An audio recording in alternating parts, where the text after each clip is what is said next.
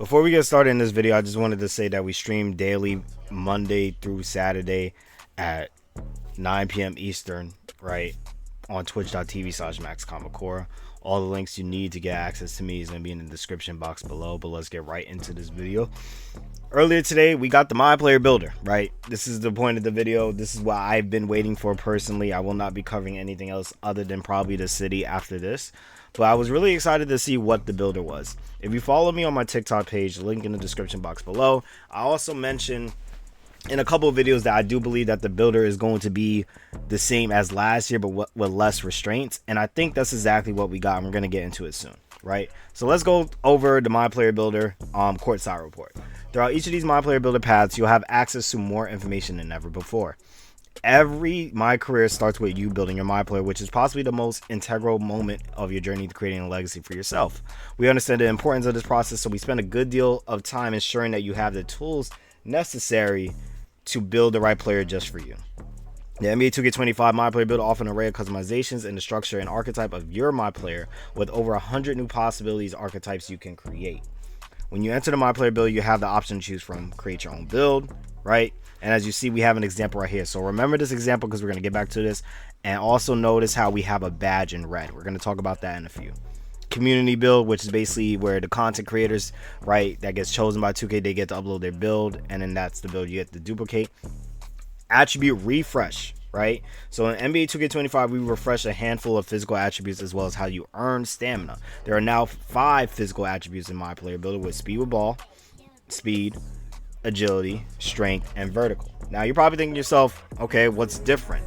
When you go back to this, notice how stamina is not there anymore. This is what they did. Stamina is now earned through the Gatorade Gym workouts. Each My Player starts off with an 85 stamina rating by default. Doing a workout at 2 stamina attribute points regardless of your workout results, and you could do up to 4 workouts each week, right? So honestly, it will only take 2 weeks to get a 99 stamina. Okay, so if it's 8, no, yeah, it would take 2.5 weeks to get 99 stamina. Once any of your My Players reaches 99 stamina attribute rating, it is permanent. As an added bonus for hitting the gym, if you get an at least 3 stars on all 4 weekly workouts, you will receive a temporary turbo boost and unlock a body type for your My Player. Okay, once you have done all 12 unique workouts in the Gatorade Gym, you will unlock a workout warrior, which will give you 99 stamina and a permanent turbo meter boost, and all your unlocked body types across all new and existing saves. In addition, in NBA 2K24, the acceleration attribute determines your dribble, launching, off-ball movement. In contrast, in the 2K25, dribble launching is now determined solely off with the speed with ball attribute, while defensive lateral movement, off-ball launches, and off-ball cuts are determined by a new attribute system called agility. Takeovers. NBA 2K25 introduces a brand new takeover system with 72 takeovers. That's a lot of takeovers, y'all, and 14 takeover abilities.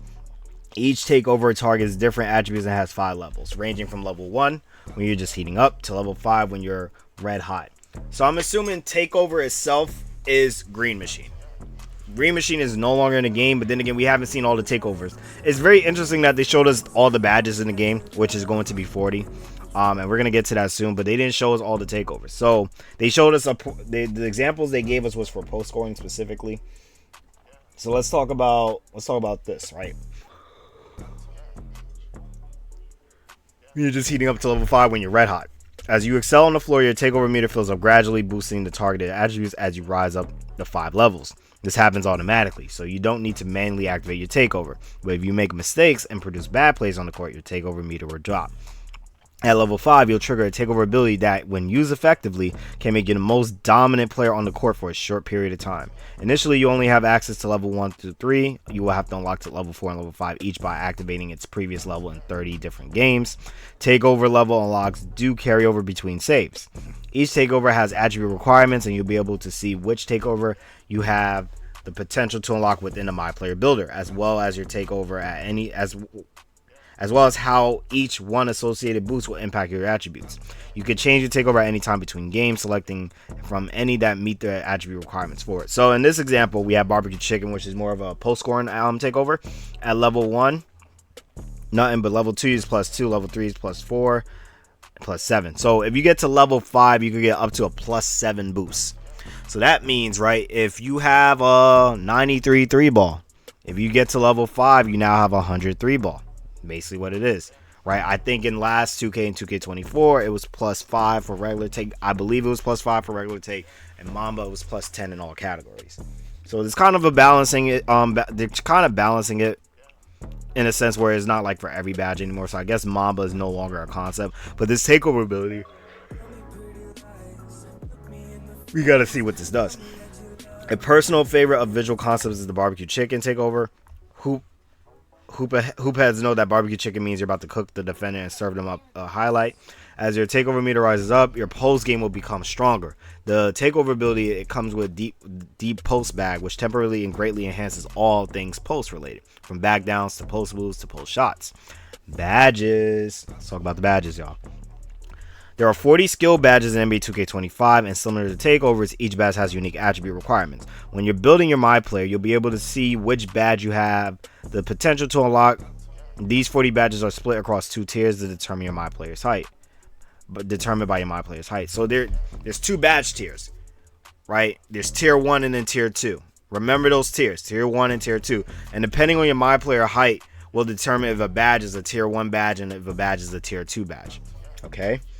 Now, My Player badges are progressed by activating each badge in games. This means badges you use the most will earn more quickly, just like last year, matching your playstyle on the court. This progression can only increase and does not drop even if you don't fire a badge off. So they took off badge regression from 2K24. I thought that was a dumb concept. I understand what they were going for. I don't think, considering this is a basketball simulation game, I don't think that's something that they had to do. Tier 1 badges are the most powerful badges available to you, but are more difficult to progress compared to Tier 2 badges. You can also work on your badge in a team practice facility. Here's a list of new and changed badges. So for the most part, all the badges are the same. And if not, they integrated some badges in together, right? So for example, there's no more right stick ripper, but is a part of glove now. They changed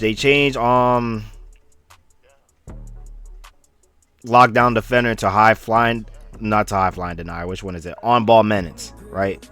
And a couple other things, right? Rebounding got 2 badges. Shooting, right? Which is the thing a lot of people pointed out. 1, 2, 3, 4, 5. Shooting only got 5 badges. There's no more green machine. Deadeye and blindness became 1 badge. Limitless range is still a thing. Mini marksman helps you shoot over tall defenders. Set shot specialist is basically I think this is open looks and set shooter, and then shifty shooter is like mid-range specialist, right? And then you have ankle assassin, bailout, break starter, diamond handle for days, lightning launch, which is a new badge, strong handle, which is also a new badge, and versatile visionary, right? Which is basically Lob City passer. Okay. So now let's talk about the badge perks. With badge perks, there's 3 new badge perks that can modify progression of an individual's badges. Each perk has 2 slots available to unlock, one for tier 1 and one for tier 2 badges. Now remember, they said based off your height, your badges will be in specific tiers. So ideally, when you're making your My Player, you will probably want to get as many badges as you can in tier 2. But what does it mean to be in tier 1 and what does it mean to be in tier 2, and how does height correlate to that? That's information we actually don't have yet.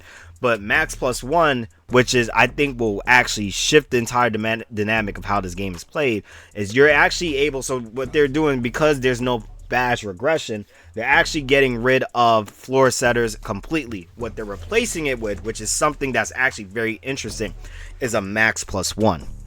Now the way a max +1 works is that you're able to boost a badge level 1 level above its max potential, but you must progress the badge level to its maximum potential before equipping this perk. All this means is that, okay, so for those that don't know, there's no longer 4, it's 5 tier levels for badge. It is bronze, silver, gold, Hall of Fame, and now legend. Let's just say you have glove on legend. I mean, not glove on legend, you have glove on Hall of Fame. If your glove is not on Hall of Fame, you cannot use this +1 perk boost to turn it from Hall of Fame to legend. But if you have your Hall of Fame badge, you could now turn that Hall of Fame badge into Legend without actually having the required stats to have it, which is insane. So the way they're doing it is that they're doing it with the season pass. So at level 15, you get the tier 2 one. At level 30, you get the tier 1 one in each season. What they do is at the end of the season, your badges equipped with the +1 will revert to their original level. So this is not a permanent boost. I don't know how I feel about that. And let me know in the comments. I don't know how to feel about that. I would like for that to be a permanent boost. I think that would be dope if it was a permanent boost.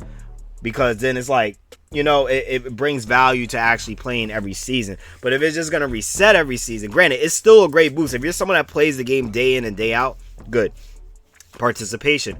Badges equipped with this perk will earn a flat base amount of progression each game, regardless of how many times they are activated, right? So that means that no matter what, you're always going to gain XP for every badge. So even though some badges may take longer than others because you're not activating as long, eventually, as long as you have the attributes for it, you're going to get it. And then synergy. This one is very, very, very interesting. Badges equipped with this perk will receive progression when your teammates earn progression using the same badge. So let's just say, for example, I could get Dimer on silver, but I only have it on bronze. I am not the point guard. I'm not passing the ball like that. But the point guard is getting assists with his Dimer. I will still gain XP with that. The best way I could describe this concept is, the XP share in Pokemon, where even though that Pokemon did a battle, it will still get a percentage of the overall XP gain in that battle. It's kind of like that with the badge system. I think that's a very dope way to do it with Overdrive returning. Earned through rotation season. So they're bringing back Overdrive, but I don't think they're going to do it the same way they did it before. Performance multipliers, right? That's something that they had last year as well. Badge elevators. This is interesting as well. With badge elevators in 2K25, you can permanently boost an individual badge of your choice up to 3 levels within its max potential. For example, if your badge is currently at bronze but has the potential of legend, it can immediately boost up to 3 levels from bronze to silver, silver to gold, and gold to Hall of Fame. These will be available to unlock throughout the year from season level rewards. Badge elevators earned through season 1 through 4 can boost your badges up to 2 levels, and those earned in season 5 through 8 can boost your badge up to 3 levels. This is fucking sick. This is fucking sick. But the only caveat is that it has to be able to get to that level. So that means you could skip immediately, right? So again, if your badge is currently at bronze but has the potential to go to the legend, you could take that badge to Hall of Fame immediately. But for the first 4 seasons, we're only going to get a 2-level jump. So if you're at gold and your badge could go to legend, it's going to go straight to legend, right? So ideally, you will want to use these things on probably badges you're not going to use often, but you will want to have. This is not a bad. That's not bad, and it's part of the season pass. I'm just hoping it's not a part of the paywall season pass. I just hope that's not the case. I don't think it is. I don't think they did a bad job. They didn't do a good job, but I don't think they did a bad job with the season pass last 2K. And cap breakers. Last thing. So they're saying they introduced the cap breakers, but they had something similar back in 20 and 21, right? So we saw community feedback that players wanted a way to not only increase attribute ratings above their maximum potential set at building creation, but also have those ratings contribute towards animation, badges, and takeover attribute requirements. So that's what they did with cap breakers. For example, let's say your ball handle attribute is maxed at 85. You can apply 2 cap breakers to play with an 87 ball handle rating and also unlock access to any animations, badges, or takeovers that will require an 87 badge handle. There's a few restrictions to ensure the balanced gameplay experience. The first restriction is that each attribute can only be increased a maximum of 5 above its cap, right? So that means that you cannot increase a badge. You cannot increase 1 badge plus 15 because there's going to be 15 in total. So you can't turn your 83 ball to a 93 ball. That would be fucking insane. But what you can do is, hold on, my bad, y'all. But what you can do is you could increase your 85 3 to a 93 ball. You could do that. Okay. There are a total of 15 cap breakers available to earn through rep rewards. More on rep affiliations in the city in a few weeks. So we'll figure out more later on. Whatever. Fine. Damn. I just lost the trade. Cool. But other than that, what I'm really excited to see, yeah, trade loss. What I'm excited to see is how all this is going to come together. Because now when you're incorporating something like badge elevators, the +1 badge perks, as well as cap breakers, there's a lot of wiggle room when it comes to making your my player, y'all.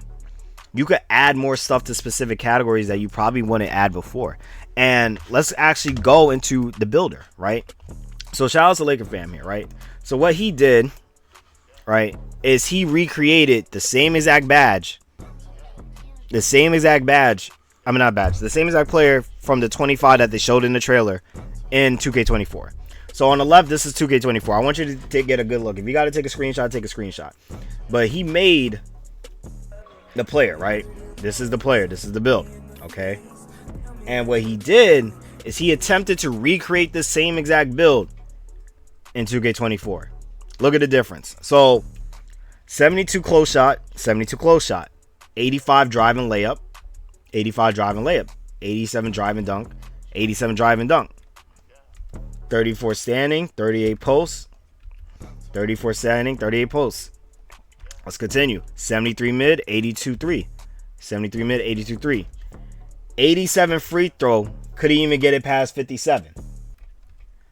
Pass accuracy, 82 82. Ball handle, 98 98. Speed with ball, he wasn't even able to get it to 94. Look at the defensive stats.